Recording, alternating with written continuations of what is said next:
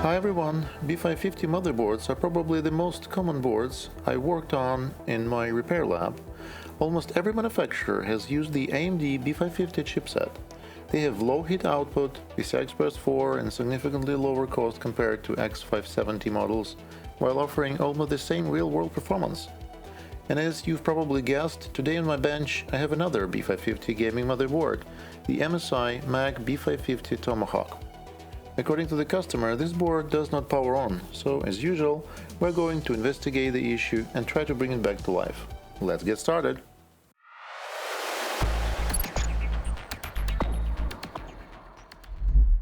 Today I've got an MSI B550 Tomahawk on my bench. This motherboard came to me with the message that customer moved the components into a new PC case, and after the transfer, the motherboard no longer powers on.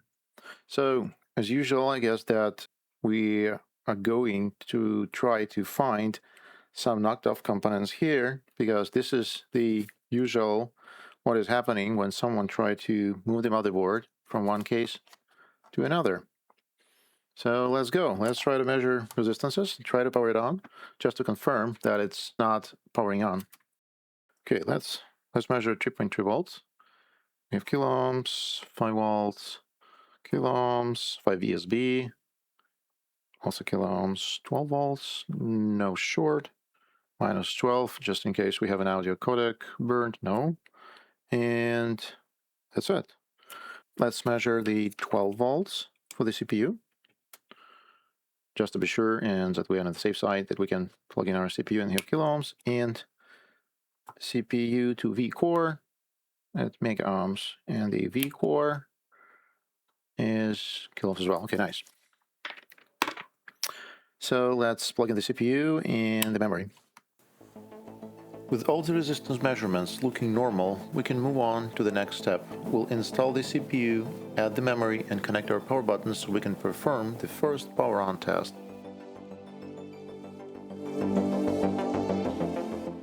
By the way, a lot of you ask what power supply I use on the bench when I'm testing motherboards outside of a PC case.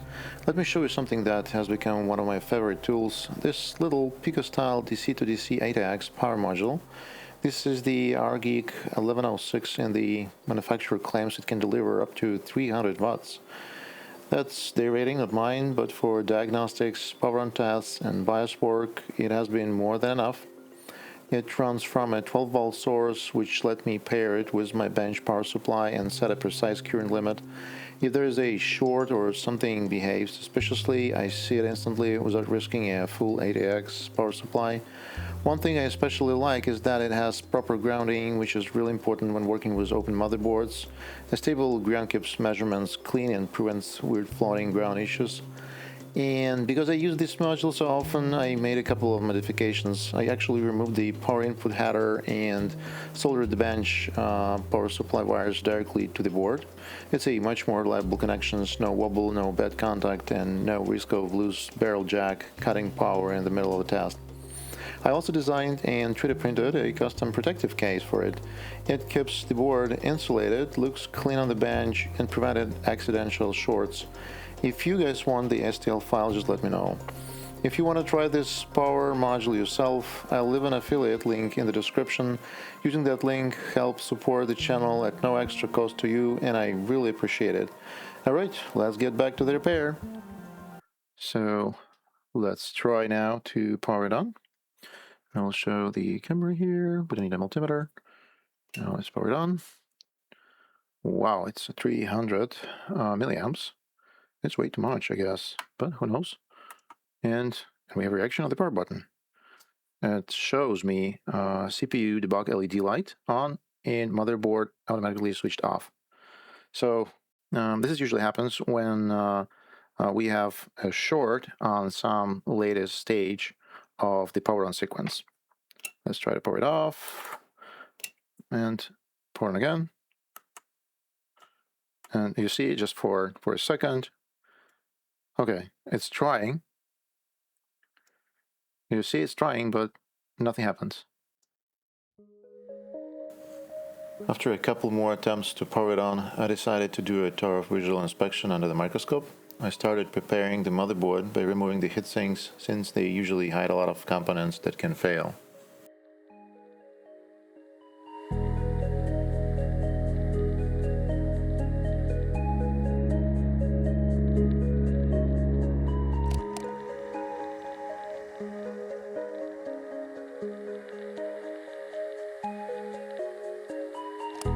Okay, so one heatsink is removed. The main heatsink should be removed. There we go. Oh, okay. So it's also clear there's no any spots within because of the burn components. And what do we have here? Oh wow, okay.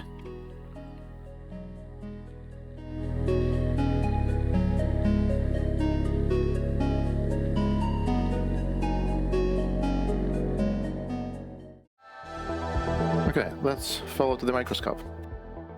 Having removed the heatsinks and cleared my bench a bit, I started inspecting the board under the microscope. The SIO area looks clean.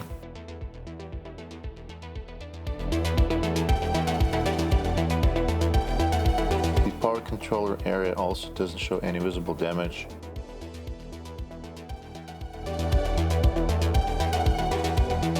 Although the BIOS area is free of damage, the chip itself has visible scratches from someone's tweezers. So now I know the chip was most likely desoldered for flashing on a programmer. The M2 slot circuitry is clean. The memory VPP powerline circuitry shows no visible damage. The PCH area is also free of damage, though the chipset itself still has some degraded thermal pad residue.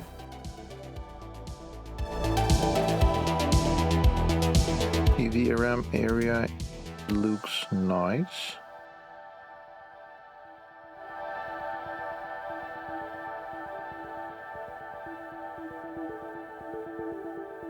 This is the VRM controller, multi-controller. It produces PWM signal for all MOSFETs of the VRM area. After that, I moved to the back side of the board. In the CPU area, I checked the filtering caps and noticed that one of them is missing. This alone wouldn't be enough to prevent the board from booting.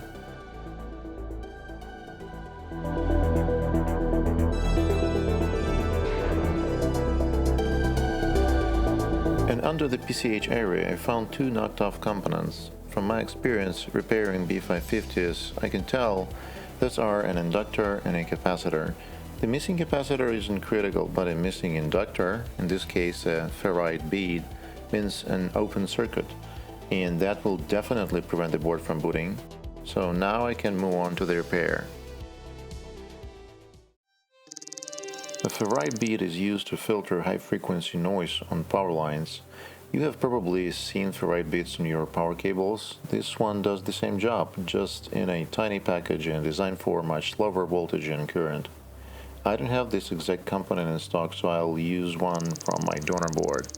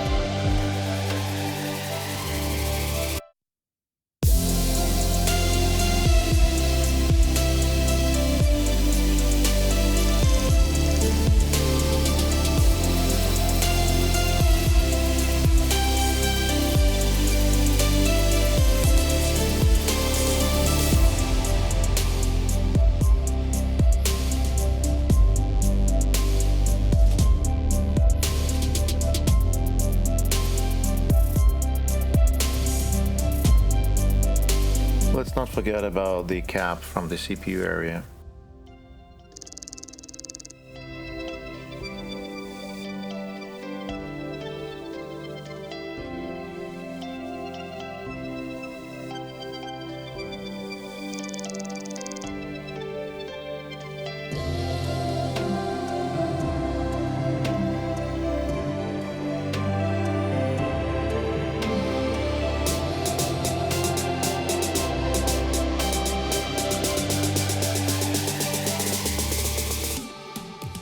Okay, so we have a soldered inductor, capacitor, one more capacitor in the CPU zone. So let's try to power it on and to see if the culprit was in that inductor or not. Powering on the board after my repair didn't give any results. The motherboard still had the same issue, so I continued inspecting the board under the microscope.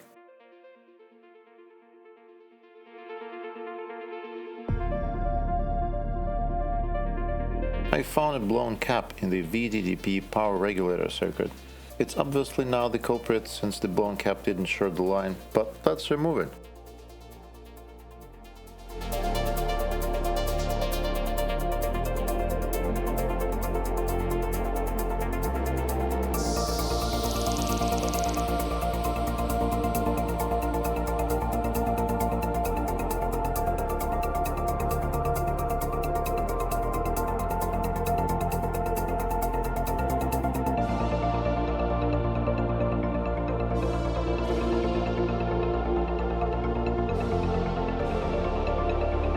Powering the board again didn't give any results, which was expected.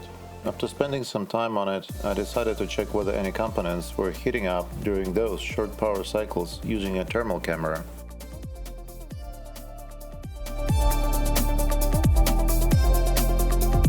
I noticed several MOSFETs blinking on the camera during the power spikes, which can indicate they are shorted or pulling too much current because of a short somewhere in the circuit. After checking them with a multimeter, I found one MOSFET that was completely shorted. That was a bit unusual since it had no visible damage. Either way, I decided to remove them and see if the short would disappear.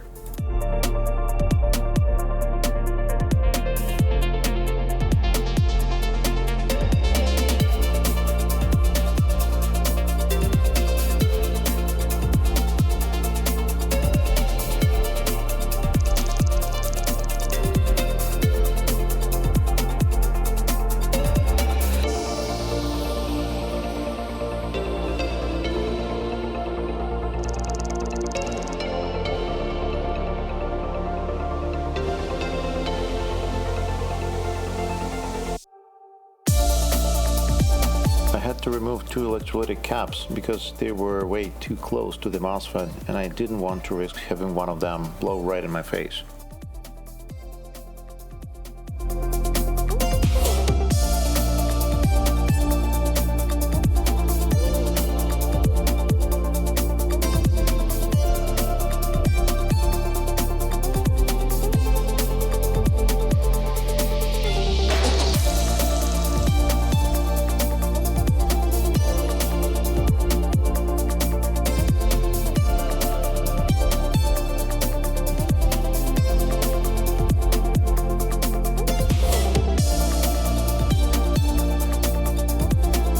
Checking the resistances after removing the MOSFET showed that the short is gone.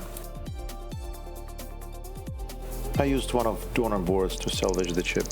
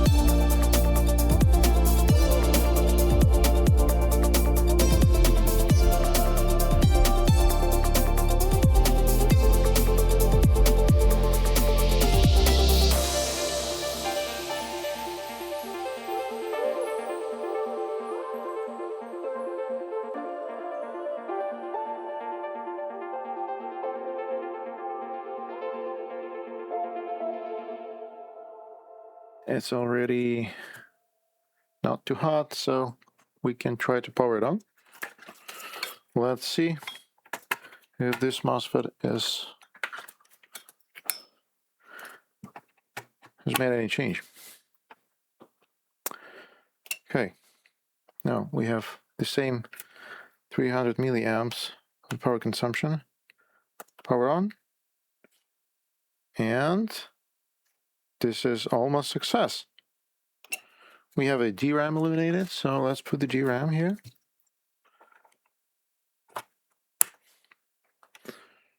Okay, try to power it on so we can see the consumption here. Power on. Guess I need a heatsink. Let's try and do this.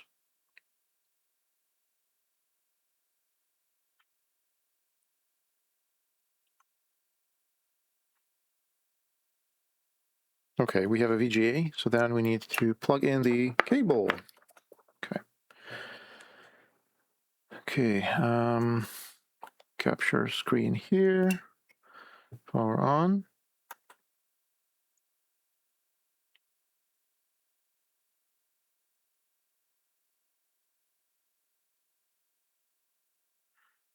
And we'll have a capture.